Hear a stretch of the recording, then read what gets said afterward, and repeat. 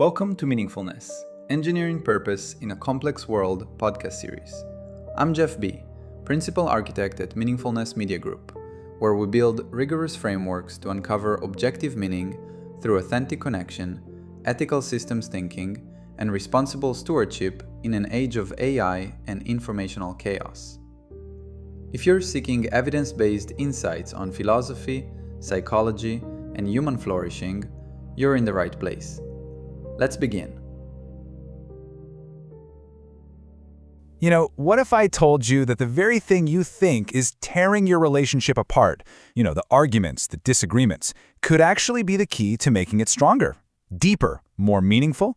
I know it sounds completely backward, but today we're going to dive into this idea that reframes conflict not as this relationship-ending disaster, but as its potential savior. Okay, let's get into it. This is the question, right? It's the one that keeps a lot of us up at night. We see a fight as a failure, a crack in the foundation. We've been taught to want harmony, to avoid conflict at all costs. But what if that whole way of thinking is what's actually holding us back?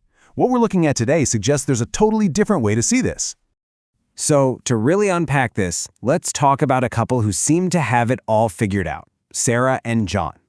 To their friends, their family, and definitely to anyone scrolling through their social media, they were the poster children for the perfect couple. And just look at this contrast here.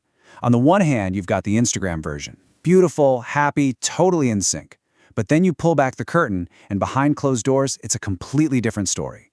There's this constant, low-level tension, real arguments, and this feeling, this emotional residue that just casts a shadow over their supposedly perfect life. So what was really going on here? Well, their fights weren't about the small stuff, like who forgot to take out the trash. The problem, the real crack in their foundation, went way deeper. It was a fundamental clash of their core values. They just had profoundly different ideas about what a good life even looks like. And this just lays it all out, doesn't it? You've got Sarah, who we're calling the architect. For her, life was about planning, security, hitting those big milestones. Then you've got John, the artist. He was all about experiences, spontaneity, and collecting memories, not promotions. You can see how these two worldviews were on a total collision course. And that's the key thing. This wasn't just some abstract philosophical difference. Every single conversation they had about the future, about money, about where to go on vacation, about their careers, it all turned into an ideological battle. They weren't just discussing plans. They were basically defending their entire reason for being. Okay, so this kind of constant friction can't go on forever, right? Something's got to give. All of this tension was building and building towards one single huge moment. A moment that was either going to break them for good or change everything. This was their wake-up call. And it all blew up during one huge argument over a pretty classic dilemma. Do we settle down and buy a house, or do we sell everything and travel the world? It was their core conflict, right there in a nutshell. And right in the middle of all that anger and frustration, Sarah had this sudden moment of clarity. And this right here, this is the whole idea in a nutshell. She suddenly got it. Their fights weren't the problem. They weren't roadblocks. They were signposts. They were like messages trying to point them toward a deeper, more complete understanding of each other and, honestly, of themselves. It just completely flipped the script on what their arguments meant.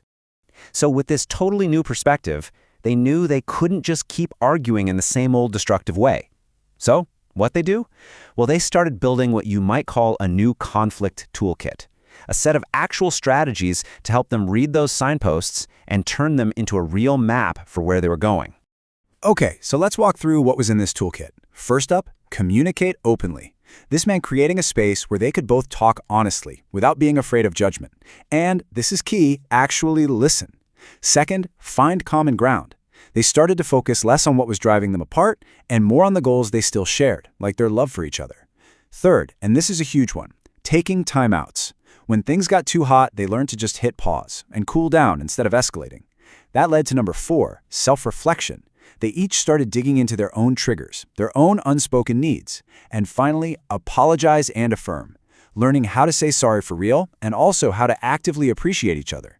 It's a whole new way of handling things, from top to bottom. So, did this night toolkit actually work?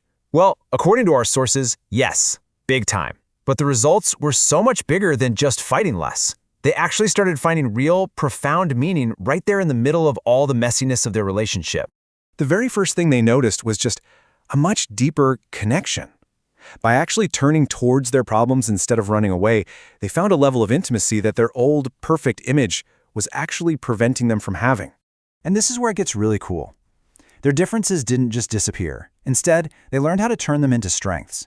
Sarah's planning started giving John's adventures some structure, and his spontaneity started bringing some real excitement into her organized life.